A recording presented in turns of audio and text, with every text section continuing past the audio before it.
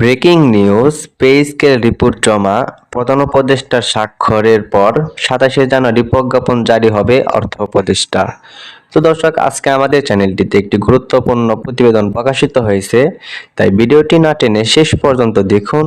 আর যারা এখনো আমাদের চ্যানেলটি সাবস্ক্রাইব করেননি তারা শুরুতেই সাবস্ক্রাইব করে নিন। নবম পে স্কেল, সরকারি গ্যাজেট, সরকারি চাকরিজীবীদের সুবিধা অসুবিধা এসব সংক্রান্ত নিউজ আপনি আমাদের চ্যানেলে সবচেয়ে আগে পাবেন, তাই দ্রুত চ্যানেলটি সাবস্ক্রাইব করে রাখুন। তো দর্শক, এইমাত্র পাওয়া গেল কর্মচারীদের জন্য অত্যন্ত গুরুত্বপূর্ণ এক আপডেট। আজ পে স্কেল সংক্রান্ত চূড়ান্ত রিপোর্ট জমা দেওয়া হয়েছে সংশ্লিষ্ট কর্তৃপক্ষের কাছে।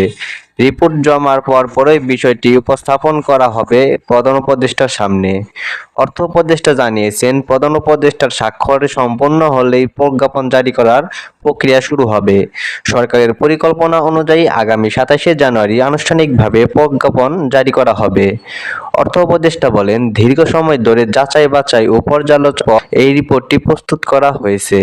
এতে সরকারি কর্মচারীদের বেতন কাঠামো, পুনর্বিন্যাস এবং ভাতা সংক্রান্ত গুরুত্বপূর্ণ সুপারিশ অন্তর্ভুক্ত রয়েছে।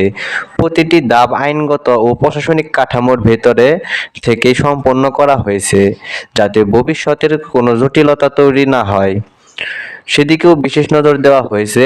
আজ রিপোর্ট জমা দেওয়াকে পে স্কেল প্রক্রিয়ার সবচেয়ে গুরুত্বপূর্ণ ধাপ হিসেবে দেখছেন সংশ্লিষ্টরা, কারণ এর মাধ্যমেই সিদ্ধান্ত চূড়ান্ত পর্যায়ে প্রবেশ করল। রিপোর্টে কর্মচারীদের দীর্ঘদিনের দাবি ও বাস্তব আর্থিক পরিস্থিতির সমন্বয় করার চেষ্টা করা হয়েছে। সরকার চাইছে এমন একটি কাঠামো দিতে যা টেকসই হবে এবং ভবিষ্যতেও কার্যকর থাকবে।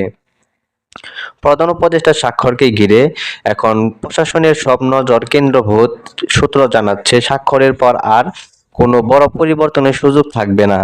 একবার স্বাক্ষর সম্পন্ন হলেই প্রজ্ঞাপন প্রকাশের পর পুরোপুরি খুলে যাবে। ফলে ২৭শে জানুয়ারির দিনটি সরকারি কর্মচারীদের জন্য অত্যন্ত গুরুত্বপূর্ণ হয়ে উঠেছে। সচিবালয় সহ বিভিন্ন সরকারি দপ্তরে এই খবর তীব্র আগ্রহ লক্ষ্য করা যাচ্ছে। কর্মচারীরা এখন রিপোর্টের বিস্তারিত জানতে চাইছেন। অনেকেই নিজের গ্রেড অনুযায়ী সম্ভাব্য বেতন কত বাড়তে পারে তা নিয়ে হিসাব করছেন। দীর্ঘ প্রতীক্ষার পর নির্দিষ্ট তারিখ ঘোষণা হওয়ায় অনিশ্চয়তা অনেকটাই কমছে। তো দর্শক, এই পর্যন্ত এসেও যারা এখন পর্যন্ত আমাদের চ্যানেলটি সাবস্ক্রাইব করেননি তারা সাবস্ক্রাইব করে নিন। নবম পে স্কেলের গ্যাজেট, পরবর্তী আপডেট সবকিছু আমরা আপনাদের সবচেয়ে আগে জানাবো, তাই আমাদের চ্যানেলটি সাবস্ক্রাইব করে রাখুন। তো দর্শক, কর্মচারী সংগঠনগুলোর নেতারা জানিয়েছেন, তারা সরকারের ঘোষণাকে ইতিবাচক হিসেবে দেখছেন, তবে তারা চান প্রজ্ঞাপন প্রকাশের পর যেন দ্রুত বাস্তবায়নের নির্দেশনাও আসে। কারণ কাগজে সিদ্ধান্ত থাকলেও মাঠ পর্যায়ে কার্যকর না হলে সমস্যার সমাধান হয় না। এই কারণে বাস্তবায়নের সময়সীমা স্পষ্ট করার দাবিও তুলে ধরছেন তারা। অর্থনৈতিক বিশ্লেষকরা বলছেন, এই পে স্কেল বাস্তবায়ন সরকারের জন্য বড় আর্থিক পরিকল্পনার অংশ। বাজেটের সঙ্গে সামঞ্জস্য রেখেই এটি কার্যকর করার প্রস্তুতি নেওয়া হয়েছে। ধাপে ধাপে বাস্তবায়নের পথ খোলা রাখা হতে পারে। এতে রাষ্ট্রীয় অর্থনীতির উপর অতিরিক্ত চাপ না পড়ে কর্মচারীরাও সুবিধা পাবেন। রাজনৈতিকভাবে এই সিদ্ধান্তকে গুরুত্বপূর্ণ হিসেবে দেখা হচ্ছে, কারণ পে স্কেল দীর্ঘদিন ধরেই একটি সংবেদনশীল ইস্যু ছিল। সরকারের এই অগ্রগতি প্রশাসনের স্থিতিশীলতা বজায় রাখতে সহায়ক হবে বলে মনে করছেন বিশ্লেষকরা। সামনে এই সিদ্ধান্ত বাস্তবায়ন ধরনের সরকারের গ্রহণযোগ্যতা নির্ধারণ থাকবে। সব মিলিয়ে বলা যায়, পে স্কেল রিপোর্ট জমা ও ২৭শে জানুয়ারি প্রজ্ঞাপন জারির ঘোষণা সরকারি কর্মচারীদের জন্য বড় আশার বার্তা।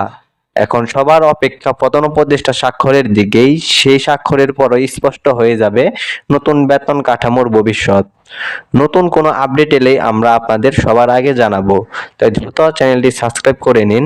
নবম পে স্কেলের পরবর্তী আপডেট, সকল গ্যাজেট, সরকারি চাকরিজীবীদের সুবিধা অসুবিধা এসব সংক্রান্ত নিউজ আপনি আমাদের চ্যানেলে সবচেয়ে আগে পাবেন, তাই দ্রুত চ্যানেলটি সাবস্ক্রাইব করে রাখুন।